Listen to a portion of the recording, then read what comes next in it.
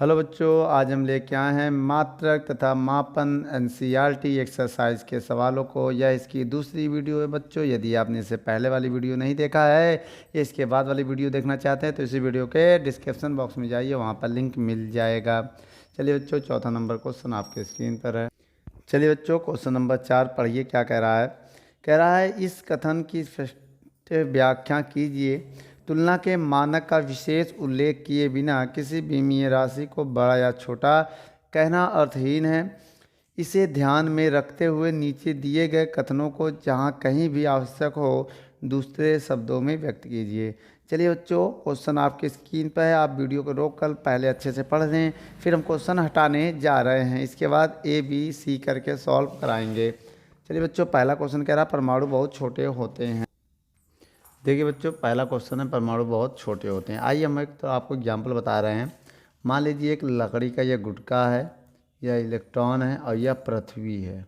मान लिया ऐसे एग्जाम्पल, ये लकड़ी का एक गुटका है और ये इलेक्ट्रॉन है। ये इलेक्ट्रॉन लकड़ी लकड़ी का गुटका और ये मान लिया पृथ्वी। क्या बच्चों, यह है पृथ्वी। तो हम कैसे कह सकते हैं कि लकड़ी का जो द्रव्यमान है इलेक्ट्रॉन के द्रव्यमान से बहुत ज़्यादा होता है ना। या हम इससे तुलना करते हुए कह सकते हैं कि लकड़ी का द्रव्यमान पृथ्वी के द्रव्यमान से बहुत कम होता है। क्यों बेटा? क्योंकि बेटा इलेक्ट्रॉन का द्रव्यमान क्या होता है? अगर देखा जाए इलेक्ट्रॉन का जो द्रव्यमान होता है वो होता है ME। इसका द्रव्यमान लगभग होता है 9.1 × 10⁻31 किलोग्राम। -31। अब मान लिए लकड़ी मान लो ज़्यादा से ज़्यादा 1 किलो, 2 किलो, 3 किलो, 5 किलो मान ले रहे हैं हम अप्रॉक्सी। और पृथ्वी का द्रव्यमान क्या होगा बेटा? Mass of earth. ठीक है, इसका द्रव्यमान अगर देखा जाए तो 6 × 10⁻24 किलोग्राम लगभग। तो बताइए ये कि प्लस में है ये माइनस में, ये लगभग नगण्य होगा दोनों की तुलना में। तो इसका डिफिनेशन हम क्या लिखेंगे कि जो गुटके का द्रव्यमान है वो इलेक्ट्रॉन के द्रव्यमान से बहुत ही कम होता है, ज़्यादा होता है, लेकिन पृथ्वी के द्रव्यमान से बहुत अधिक होता है। तो ऐसे ही डिफिनेशन हम इसका बताने जा रहे हैं। क्या बेटा इसका आंसर लिखेंगे? आइए देखते हैं बच्चों। क्वेश्चन ये है कि परमाणु बहुत छोटे होते हैं, तो आंसर क्या है? उत्तर में क्या लिखेंगे? एक परमाणु का आकार जो है शुगर के घन की तुलना में बहुत छोटे होते हैं। ऐसे ही कंपेयर कर लिया। चलिए बच्चों, अब इसी के चौथे का बी नंबर क्वेश्चन भी देखते हैं। ये बच्चों, चौथे का बी नंबर क्वेश्चन क्या कह रहा है? जेट वायुयान अत्यधिक गति से चलता है। तो इसी को दूसरे भाषा में कैसे लिखेंगे कि एक, आंसर बोल रहे बेटा, एक जेट वायुयान सुपर फास्ट ट्रेन। इतना जोड़ लीजिए, क्या? सुपर फास्ट ट्रेन से तेज गति करता है, से तेज गति करता है। ठीक है बच्चों, आइए बच्चों इसी क्वेश्चन में हम देख लेते हैं चौथे का सी। क्या कह रहा है? कह रहा है बृहस्पति का द्रव्यमान जो होता है बहुत ही अधिक होता है। बहुत ही अधिक है। बहुत ही अधिक है। तो ये किससे अधिक है ये नहीं पता चल रहा। किससे अधिक है ये नहीं, ये आपको बना के लिखना है। कैसे लिखेंगे बच्चों? आइए देखते हैं इसका आंसर। हम इसमें यह लिखेंगे कि बृहस्पति ग्रह का जो द्रव्यमान है यूरेनस ग्रह के द्रव्यमान की तुलना में बहुत अधिक है। तो हम यहाँ क्या लिखेंगे बेटा? बृहस्पति का द्रव्यमान, ग्रह नहीं लगाएंगे बेटा, केवल द्रव्यमान। बृहस्पति का द्रव्यमान यूरेनस के द्रव्यमान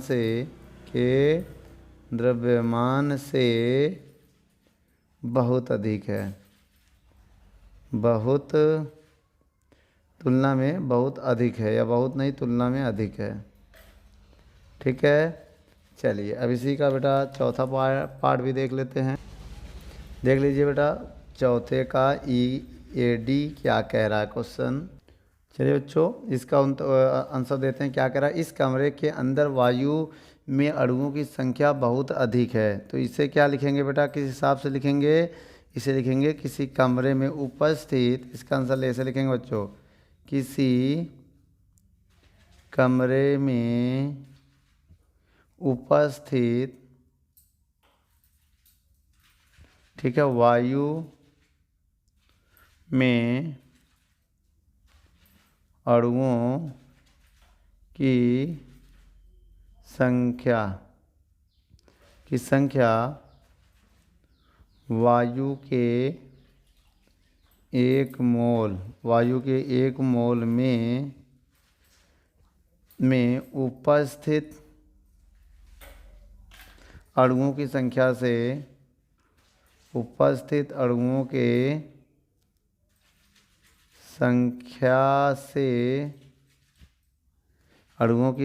से बहुत अधिक है। क्या लिखेंगे?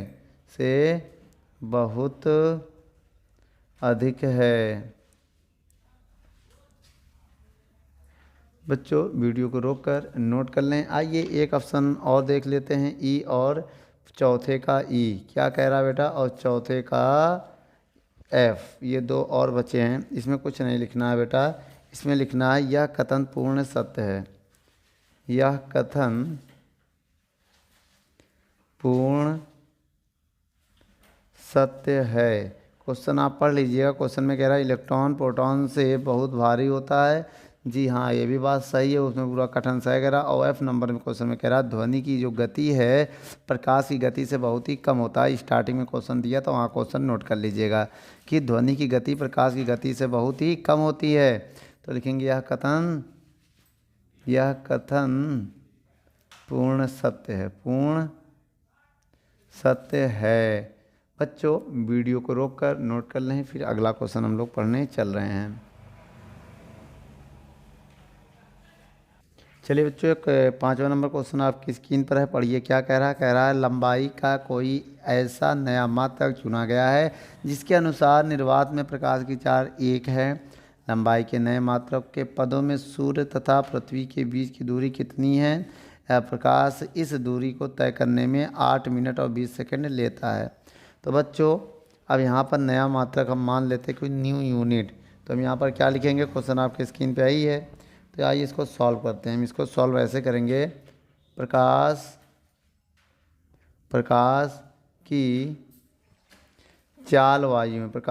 चाल वायु में क्या है बेटा, सी मान लो या वी मान लो, चाहे सी मान लो, 1 दिया है। और न्यू यूनिट, एन यू लिख दे बेटा, न्यू यूनिट मतलब नया मात्रक के रूप में दिया गया है। ठीक है, और एक बात बताएं बच्चों, ठीक है, न्यू यूनिट प्रति सेकंड है। उसके बाद बेटा क्या कह रहा है कि लंबाई के नए पदों में सूर्य तथा पृथ्वी के बीच की दूरी कितनी होगी। दूरी मान ले रहे बच्चों, समय निकालना है दूरी। और समय दिया हुआ बच्चों, समय कितना दिया हुआ है, समय दिया है 8 मिनट और 20 सेकेंड।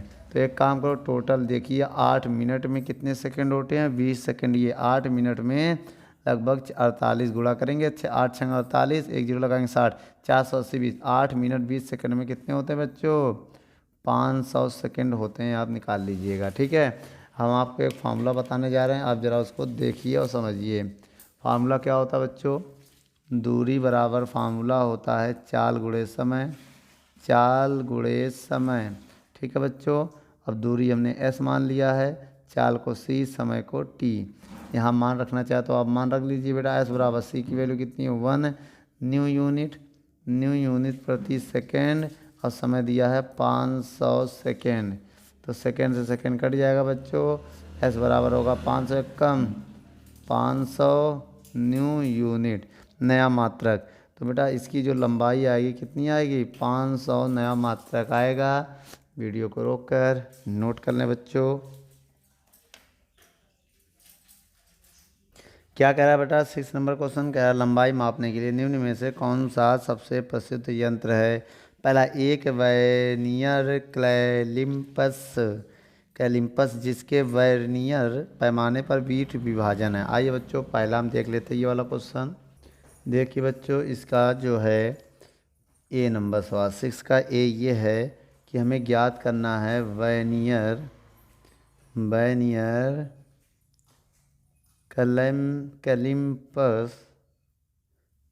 कैलिपर्स का अल्पतांक ज्ञात करना है। ठीक है, और पिच दिया हुआ है। पिच हमें कितना दिया है? एक। सवाल में क्या है ना, एक वर्नियर। और विभाजन कितना दिया है? विभाजन दिया है हमें 20। आइए बच्चों, इसका फार्मूला लगाते हैं और इसे ज्ञात करते हैं। फार्मूला क्या है बेटा? वर्नियर, ठीक है, कैलिपर्स का अल्पतमांक होता है ना बच्चों। क्या होता है? अल्पतमांक। ये होता बच्चों फार्मूला। क्या होता है कि अल्पतमांक बराबर पिच बटे विभाजन। तो आप बताइए बच्चों, पिच कितना है? पिच कितना है? एक है। पिच कितना है? एक। देखिए बच्चों, पिच एक है, विभाजन है 20। अब भाग देंगे तो क्या आएगा? अब इसमें हम इसका डिवाइड देंगे तो इसका आंसर लगभग आएगा वही कि मिलीमीटर में है बच्चों। अगर हम इसको देख लीजिए, ये किस में है? जो पिच माना जाता है 1 मिलीमीटर में माना जाता है। याद रखिएगा, पिच 1 मिलीमीटर में माना जाता है। तो जब भाग दोगे बेटा 0.05 मिलीमीटर आएगा। क्या आएगा? मिलीमीटर। सेंटीमीटर में लाना चाहो 10 से भाग दे दो, क्योंकि बेटा 1 सेंटीमीटर बराबर होता है 10 मिलीमीटर। ये बात आप याद रखना। जब इसमें 10 से भाग दे देंगे तो ये आएगा 0.005 सेंटीमीटर। तब ये आंसर आएगा बच्चों। वीडियो को रोक कर नोट कर लें, फिर हम आगे अगला देखते हैं। छठे का भी पढ़िए, क्या कह रहा है बेटा? एक स्क्रू गेज जिसकी चूड़ी अंतराल 1 मिलीमीटर है और वह वृत्तीय पैमाने पर 100 विभाजन है। तो यहाँ पर देख लीजिए बेटा, यहाँ पर क्या दिया है? पिच मान ले रहे इसी को। अंतराल जो है पिच मान ले रहे 1 मिलीमीटर है। ठीक है, और जो विभाजन है वो कितना है? विभाजन दिया है कि 100 विभाजन। ठीक है, और ज्ञात क्या करना है? वही बेटा क्या? अल्पतमांक। किसका बेटा? स्क्रू गेज के। स्क्रू गेज का अल्पतमांक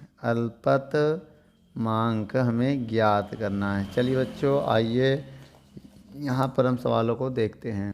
फार्मूला क्या होता है बच्चों? आइए हम यहाँ पर फार्मूला देख लेते हैं।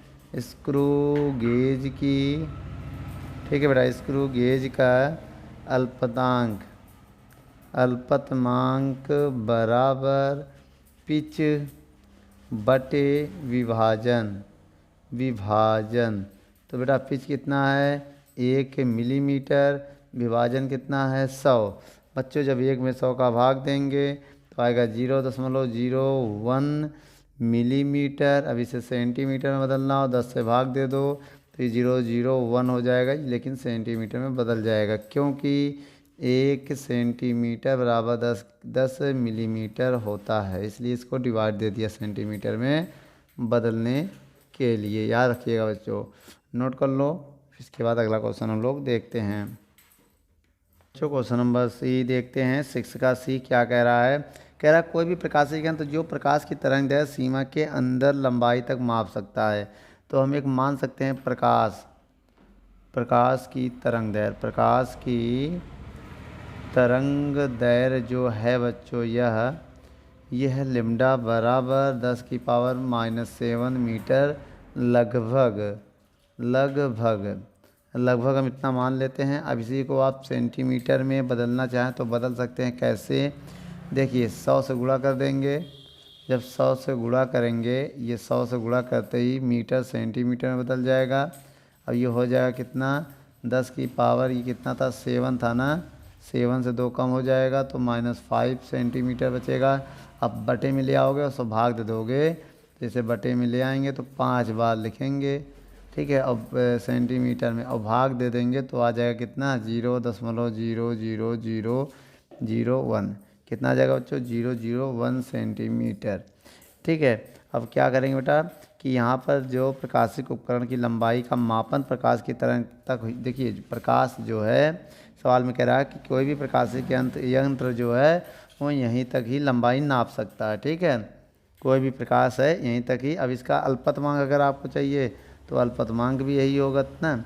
अब अल्पतमांक अगर हम आपको निकालें हैं कि प्रकाश का अल्पतमांक कितना होगा, तो भैया प्रकाश के तरंग दैर्घ्य बच्चों किसके, प्रकाश के तरंग दैर्घ्य के बराबर होगा। प्रकाश की तरंग दैर्घ्य के बराबर होगा, क्या है, 0.0001 सेंटीमीटर। अब बच्चों एक बात बता दें, अब यहाँ लिख दीजिएगा, दिए गए प्रकाशिक उपकरण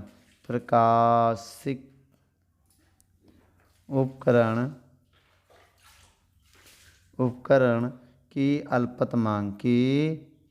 अल्पतमांक न्यूनतम है, क्या है, न्यूनतम है। ठीक है बच्चों, न्यूनतम है, अतः दिया गया न्यूनतम है और प्रकाश की तरंग दैर्घ्य की सीमा के अंदर तक नाप सकता है। ठीक है, वीडियो को रोककर नोट कर लें। 7वां क्वेश्चन पढ़ते हैं, क्या कह रहा है।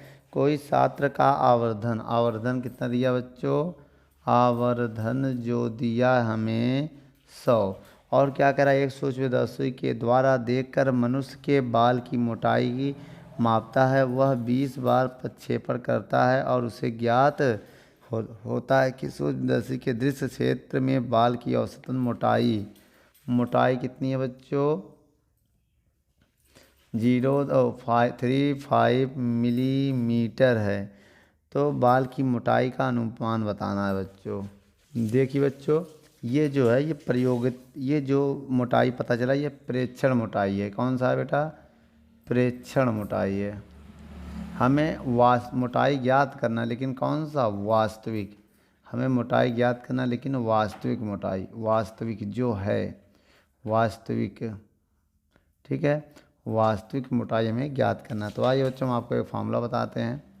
फार्मूला है आवर्धन का जो फार्मूला है वो क्या है, वो है प्रेक्षण मोटाई बटे वास्तविक मोटाई। ठीक है, ये है फार्मूला। अब बताइए बच्चों, यहाँ पर देख लीजिए, हम आपको बता दे रहे हैं आवर्धन की वैल्यू कितने दिया, 100 बराबर प्रेक्षण मोटाई की वैल्यू कितना दिया, 3.5 मिलीमीटर बटे वास्तविक मोटाई। तो बच्चों वास्तविक मोटाई किधर भेजेंगे, 100 बटे में चला जाएगा, तो क्या आएगा, वास्तविक मोटाई इज इक्वल टू 3.5 मिलीमीटर बटे 100। जब बच्चों 100 से हम डिवाइड देंगे तो ये क्या होगा, पॉइंट, कितने संख्या इधर आएगा, दो जीरो, तो 2 संख्या इधर आ जाएगा, 0.035 मिलीमीटर। बच्चों ये आपका आंसर है, वीडियो को रोककर नोट कर लो। चलिए बच्चों 8वां नंबर क्वेश्चन को पढ़ते हैं। 8वें का पहला क्वेश्चन आपके स्क्रीन पर पढ़िए, क्या कह रहा है। 8वें का पहला कह रहा है, आपको एक धागा और मीटर पैमाना दिया जाता है। आप धागे की लंबाई और धागे के व्यास का अनुपात किस प्रकार लगाएंगे। यदि बच्चों हम आपको बता दें, यदि हमें एक धागा दिया जाएगा तो हम क्या लिखे करेंगे कि जो हमें पैमाना मीटर लेंगे, क्या लेंगे, पैमाना मीटर। ये मान लो पैमाना मीटर है, ये क्या बच्चों, पैमाना मीटर है, ये हमने बना दिया एक पैमाना मीटर। ठीक है, इसका नाम क्या है, पैमाना मीटर। तो आप क्या करोगे, धागे को एक सिरे से लपेटना चालू करोगे। आइए धागा इस पर लपेटते हैं। धागा को ऐसे ही लपेटना है, इसमें ऐसे धागे को लपेट लीजिए, पूरे धागे को एकदम लपेट लीजिएगा बारीकी से धागा इसमें लपेट जाएगा। जब धागा लपेट लेगा तो धागे की लंबाई आप गिन लीजिएगा बेटा। ठीक है, अब यहाँ पर क्या करेंगे, हम आपको बता दें कि अगर हमें इसका धागा का व्यास ज्ञात करना, क्या बेटा, धागा का व्यास ज्ञात करना है, व्यास बराबर क्वेश्चन मार्क। तो भैया यहाँ से धागे की लंबाई तो हमें पता होगी, माना धागे की लंबाई, माना धागे की लंबाई कितना है, एल है। एल मीटर है या सेंटीमीटर जो भी है, एल है। अब ये बताइए बेटा, जब धागे की लंबाई हमें पता है तो फेरों की संख्या तो गिन कर निकाल सकते हैं ना। इस धागे में एन फेरे है तो क्या लिखेंगे, 1 2 3 ऐसे गिन लेंगे। मान लेंगे कितना बेटा इनके जो फेरे लपेटे गए हैं, माना माना लपेटे गए फेरों की संख्या, फेरों की संख्या n है। क्या है बेटा, n है। तब तब जब हमें बेटा धागे की लंबाई या फेरों की संख्या पता है, तब धागे का व्यास, तब धागे का व्यास, धागे का व्यास बराबर ये फार्मूला लगाएंगे। क्या फार्मूला होगा, लंबाई किसकी, धागे की लंबाई, धागे की लंबाई बटे धागे की फेरों की संख्या, या फेरों की संख्या लिख देंगे, फेरों की संख्या। बच्चों ये फार्मूला लगा के आप ज्ञात कर सकते हैं। इसे थोड़ा हम ऐसे भी लिख सकते हैं, व्यास को डायमीटर कहते हैं और लंबाई को एल, फेरों की संख्या को एन। तो यह फार्मूला भी हम लगा के ज्ञात कर सकते हैं। बच्चों वीडियो को रोककर नोट कर लें, इसके बाद हम 8वें का बी नंबर क्वेश्चन को पढ़ने की कोशिश करेंगे। चलिए बच्चों 8वें का बी नंबर क्वेश्चन को पढ़ते हैं। क्या कह रहा, पढ़िए, आपके स्क्रीन पर है। कह रहा है कि एक स्क्रू गेज की चूड़ी अंतराल 1 मिलीमीटर है, उसके वृत्तीय पैमाने पर 200 विभाजन है। तो क्या आप यह सोचते हैं कि वृत्तीय पैमाने पर विभाजनों की संख्या स्वेच्छा से बढ़ा देने पर स्क्रू की अर्थात में वृद्धि करना संभव है या नहीं। तो हम यहाँ लिखेंगे बच्चों आंसर में हाँ। क्या लिखेंगे, हाँ स्क्रू गेज की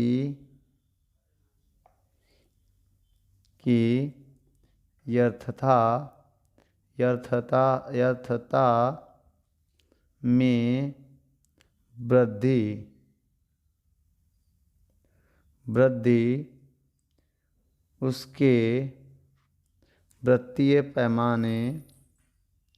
उसके वृत्तीय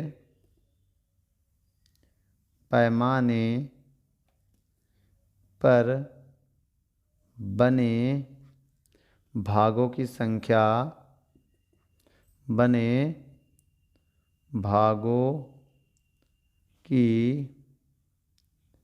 संख्या, भागों की संख्या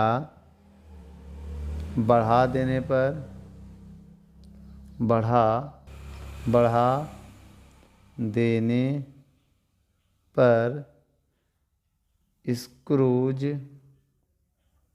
स्क्रू गेज की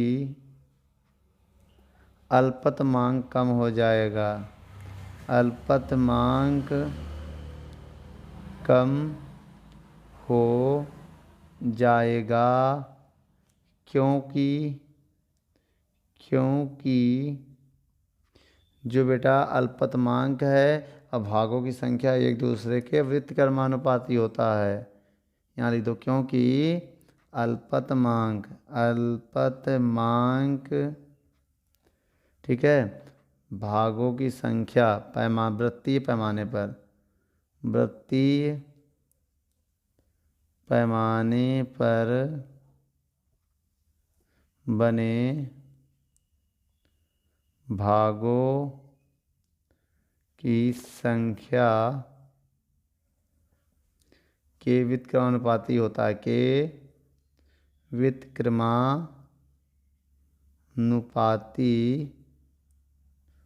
होता है, उसके बाद यह फार्मूला नोट कर देना बच्चों। फार्मूला क्या होता है, अल्पतमांक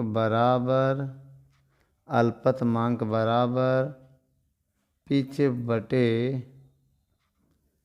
क्या, भागों की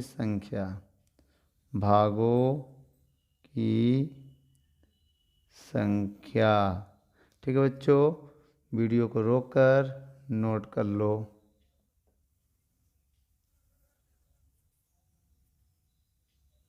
चलिए बच्चों, आगे हम क्वेश्चन देखते हैं 8वें का सी।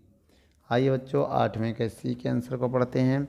इसमें लिखेंगे हाँ, क्या लिखेंगे? हाँ अधिक। देखिए क्वेश्चन पढ़ लीजिए। कह रहा वर्नियर के कैलिपर्स द्वारा पीतल के किसी पतली छड़ का माध्य व्यास मापा जाना है। केवल 5 मापनों के समुच्चय की तुलना में व्यास के 100 मापनों के समुच्चयों के द्वारा अधिक विश्वसनीय अनुमान प्राप्त होने की संभावना क्यों है? लिखेंगे हाँ भाई, अधिक विश्वास मापने की संभावना है। क्वेश्चन लिख दीजिए। हाँ, जो क्वेश्चन में कहा वो लिख दीजिएगा, यहाँ लिख दीजिएगा क्योंकि क्योंकि क्योंकि मापन में धनात्मक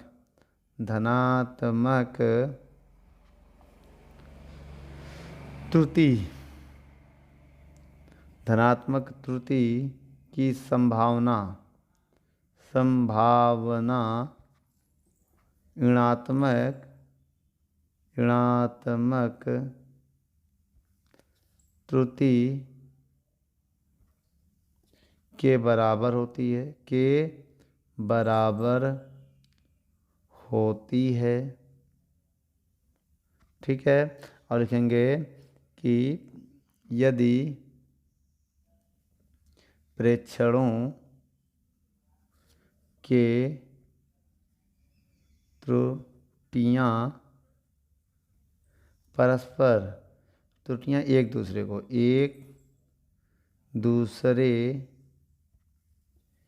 निरस्त कर दें, निरस्त कर दें तो हमें अधिक यथार्थ मान प्राप्त होंगे। बच्चों वीडियो को रोककर नोट कर लें, इसके बाद हम 9 नंबर सवाल को पढ़ेंगे। चलिए बच्चों, क्वेश्चन नंबर 9 पढ़ते हैं। कह रहा किसी मकान का फोटोग्राफ 35 मिलीमीटर स्टाइल पर ये दिया है बेटा। मकान मान लिया वस्तु है। हमने माना कि जो मकान है उसे हमने वस्तु मान लिया बेटा। क्या मान लिया? वस्तु। मकान को हमने क्या मान लिया? वस्तु मान लिया है। ठीक है, अब ये देखिए यहाँ क्वेश्चन में कि वस्तु का जो क्षेत्रफल है, ध्यान से देखिए, वस्तु का क्षेत्रफल कितना है? 1.75 सेंटीमीटर स्क्वायर है। और उसी के बाद कह रहा और स्क्रीन पर मकान का क्षेत्रफल, मतलब वस्तु का क्षेत्रफल, वस्तु का प्रतिबिंब। भाई स्क्रीन पर क्या प्रतिबिंब? वस्तु का प्रतिबिंब का क्षेत्रफल वस्तु के प्रतिबिंब का क्षेत्रफल कितना है? 1.55 मीटर स्क्वायर। बेटा मीटर स्क्वायर है। तो कह रहा रेखीय आवर्धन क्या होगा? सवाल में कह रहा ना रेखीय आवर्धन ज्ञात करना है। हम बच्चों, हम आपको एक फार्मूला बताने जा रहे हैं, आइए देख लेते हैं। फार्मूला ये है बच्चों, रेखीय आवर्धन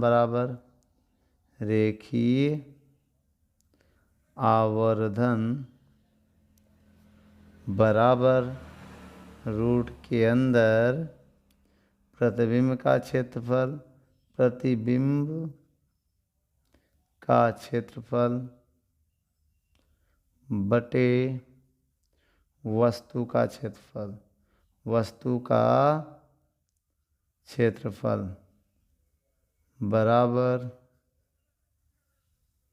बराबर क्या है? आइए देखते हैं। प्रतिबिंब का क्षेत्रफल जो दिया है वो मीटर में है, ये सेंटीमीटर में। एक काम करो, इसे भी मीटर में आइए बदलते हैं। 1.75 गुणे 10⁻⁻4 मीटर स्क्वायर। बच्चों 1 सेंटीमीटर में होता है 10⁻⁻2 मीटर, तो फिर 1 सेंटीमीटर स्क्वायर में होगा 10⁻⁻4 मीटर स्क्वायर, यही तो होगा। अब यहाँ पर देखिए पृथ्वी में क्या क्षेत्रफल कितना है बच्चों, हो जाएगा ये बचेगा और ये ऊपर जाके प्लस हो जाएगा। अब इसका मगर इसमें भाग दें तो लगभग कितना आएगा बच्चों, भाग देंगे बच्चों तो आएगा रूट में 0.8857 इंटू 10⁴। अब इसमें पॉइंट हटाएंगे, 4 जीरो बढ़ाएंगे, ठीक, 4 जीरो काट देंगे तो रूट में आएगा कितना 8857 लगभग आएगा बेटा, अप्रॉक्सी है, ठीक है। इसके बाद इसका जब वर्गमूल निकालेंगे वो लगभग होगा 94.1। ये कैसे आया बेटा, इसका भाग विधि से वर्गमूल निकाला जाता है। आइए हम आपको बता देते हैं। जैसे मान लीजिए 8857 ऐसे नोट कर लीजिए और दो दो का पेयर बना लीजिए, ठीक है।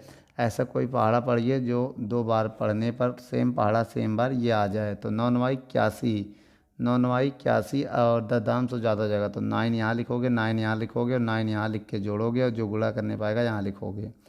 अब इसको घटाओगे बेटा तो यहाँ पर 7 आ जाएगा, ये कट्टा, अब इसको जोड़ोगे तो 18। अब इस पॉइंट ला, अब ये संख्या उतारो, पहले से उतार लिया। अब बेटा इस संख्या में उसका गुणा करो जो इसको क्रॉस ना कर पाए, इसमें किसका मल्टीप्लाई करें कि इसको क्रॉस ना कर पाए। तो उसमें बेटा 18 ऐसे लिख के 4 लिख के 4 का मल्टीप्लाई करो, 4 चौक 16 6 80 लगा 1, 4 8 32 33 का 3 80 लगा 3, 4 कम 4 3 7। देखिए 736 को क्रॉस नहीं कर पाए, अगर 5 का गुणा करते तो क्रॉस कर जाता है। तो 4 यहाँ लिखेंगे, 4 यहाँ लिखेंगे, 4 3 जगह लिखेंगे बच्चों हैं, और गुणा करने में जो आया वो यहाँ लिखेंगे 436। 4 4 8 8 1, इसको घटाओ बेटा 1 आएगा 2 आएगा, खत्म हो जाएगा इधर, ठीक है। अब इसके बाद क्या बचेगा, अब यहाँ पॉइंट लगा दो, अगर आप पॉइंट लगाओगे तो डबल ज़ीरो बढ़ा दो, ठीक है। अब इसमें क्या करोगे कि कितनी बार पढ़ें कितना आ जाए, अब मतलब इसमें किसका गुणा करें कि इसको ये नहीं प्राप्त कर पाएगा। देखो बेटा इसमें हम 1 का ही गुणा करते हैं, ये तब भी 1800 हो गया, 2100 है, ध्यान से देखो ये अलग है, रफ है ये 2100 है, ये 1801 है। अब 2 का गुणा करेंगे 18 36 ज़्यादा हो जाएगा तो 1 आएगा, तो वही आंसर आ चुका बेटा, ठीक है। वीडियो को रोक कर नोट कर दो, यह इसका आरेखीय आवर्धन है।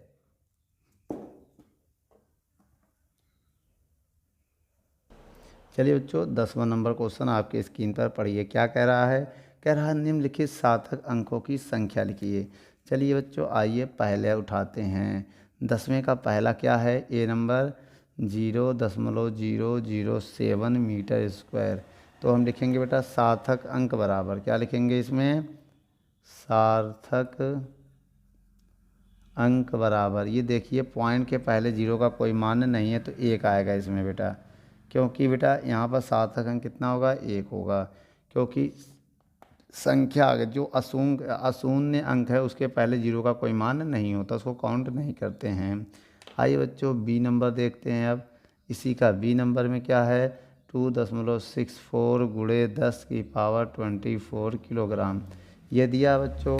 इसमें हम क्या करेंगे, देखिए इसमें 1 2 3, तो सार्थक अंक इसमें कितने हैं बच्चों, सार्थक अंक बराबर 3 होगा, कितना होगा बच्चों 3 होगा, क्योंकि ये 10 की पावर क्या है 24 24, तो जो पावर होती है उससे मतलब नहीं होता, सार्थक अंक में उसको हम नहीं गिनेंगे, ठीक है। तो इसमें सार्थक अंक कितने हो गए बच्चों 3 हो गए, और 10 की घात के को सार्थक अंक नहीं लिया जाता, याद रखना है।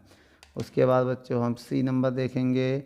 सी नंबर क्या है, 0.2370 ग्राम प्रति सेंटीमीटर क्यूब। आइए बच्चों इसमें सार्थक अंक गिनते हैं, कितने होंगे इसमें सार्थक अंक। देखिए बच्चों तो इसमें लिखेंगे सार्थक अंक, इसमें टोटल सार्थक अंक कितने होंगे 1 2 3 4। देखिए इसके बाद शून्य को गिना जाएगा, अगर पहले होता तो नहीं गिना जाता, जैसे ये पहले है या इधर भी होता तो नहीं गिना जाता, बीच में हो लास्ट में हो तो गिना जाएगा। कुल कितने हैं 4, कितने हैं बच्चों 4 सार्थक अंक है। अब आइए बच्चों इसके बाद डी नंबर को गिनते हैं। डी नंबर में क्या है 6.320 जूल। तो बेटा इसमें सार्थक अंक कितना होगा 1 2 3 4, तो इसमें भी क्या लिखेंगे सार्थक अंक कितने हैं बच्चों, इसमें भी 4 हैं, सार्थक अंक बराबर 4।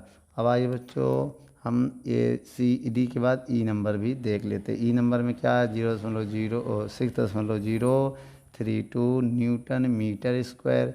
तो बच्चों इसमें सार्थक अंक कितना होगा, सार्थक अंक तो बच्चों इसमें भी गिन लो, 1 2 3 4। ठीक, कितने होंगे? 4 होंगे। ठीक है बच्चों। उसके बाद एक F नंबर है, आइए उसको भी देख लेते हैं।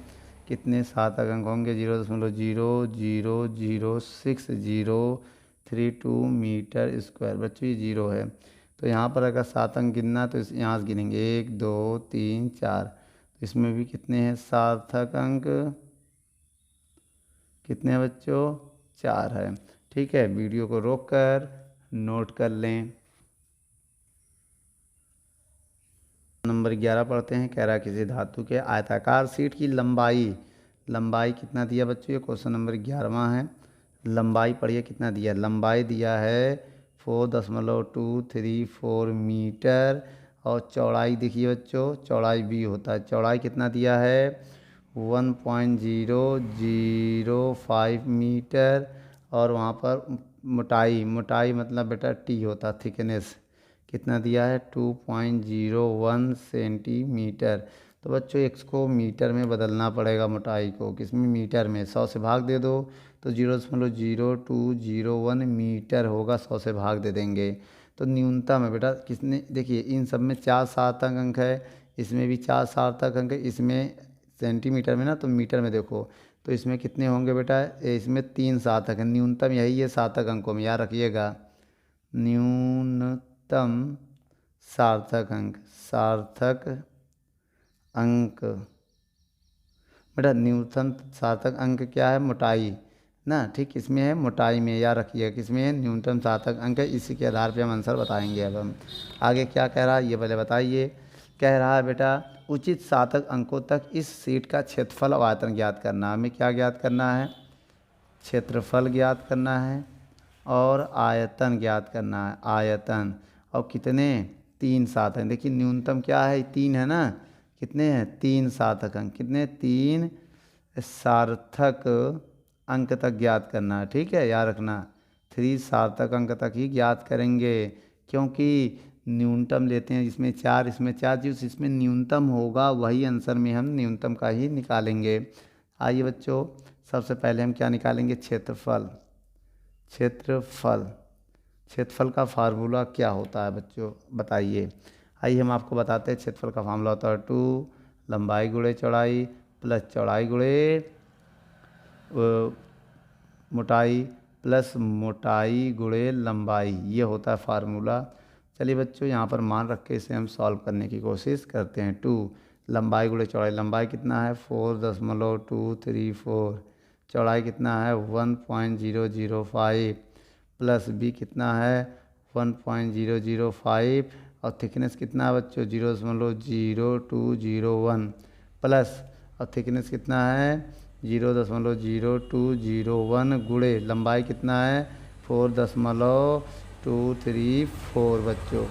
अब आइए बच्चों इन सबका गुणा करके सबको जोड़ने की कोशिश करेंगे। तो बच्चों हम आपको बता दें सबका गुणा करने पे कितना आएगा। डायरेक्ट हम आंसर लिख दे रहे हैं, आप गुणा कर लीजिएगा। इनका गुणा इसमें गुणा इसमें, सबको जोड़ दीजिएगा। गुणा करने पे आपका आंसर आएगा 4.3। क्या आएगा बच्चों? 4.3604739। ठीक है, अब इसमें 2 का जब गुणा करेंगे तो 2 का गुणा करेंगे तो आ जाएगा 2 9 18 के 8 ना। 2 का आप गुणा कर लीजिएगा तो ये आ जाएगा 4.720947 मीटर स्क्वायर। क्या होगा बच्चों? मीटर स्क्वायर ये होगा। अब हम आपको एक बात बता दें कि अब कितने न्यूनतम सार्थक अंक कितने हैं बेटा? क्षेत्रफल में 3 है ना, तो 3 तक लो, 1 2 3। तो इसका आंसर कितना आ जाएगा? 1.72 मीटर स्क्वायर। यहाँ लिख देना 3 सार्थक अंक। 3 सार्थक अंक तक लेने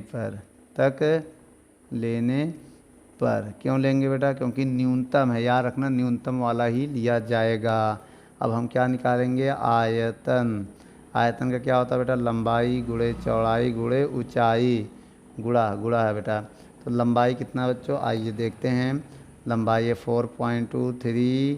4 मीटर, लंबाई चौड़ाई कितना 1.005 मीटर, लंबाई गुणे चौड़ाई गुणे ऊंचाई, थिकनेस है ना, ऊंचाई का काम कौन करेगा, थिकनेस। बेटा ऊंचाई का काम टी करेगा, यहाँ पर टी मान लो, ठीक है। थिकनेस मोटाई से बोलते कितना है 0.020। अब एक काम करिए, सबका गुणा कर लीजिए, आयतन को v से लिखते हैं बेटा। जब तीनों का गुणा करेंगे तो क्या आएगा आंसर, बेटा तीनों का जब गुणा करेंगे तो ये आएगा आंसर 0.0855289। अब बेटा कितने सार्थक अंक तक लोगे, 3, तो 1 2 3 यहाँ तक होगा बच्चों, याद रखना कितने सार्थक अंक हैं, 3 तक। 0.0855 मीटर क्यूब, इसमें भी क्या लोगे, 3 ही सार्थक अंक, 3 ही सार्थक अंक। और सवाल में कह रहा है ना ज्ञात करो उचित सार्थक अंक, तो 3 ही सार्थक अंक तक हम ज्ञात करेंगे। तो बच्चों वीडियो को रोककर ये ए मान लो क्षेत्रफल को, वीडियो को रोककर नोट कर लो, ये आपका फाइनल आंसर है।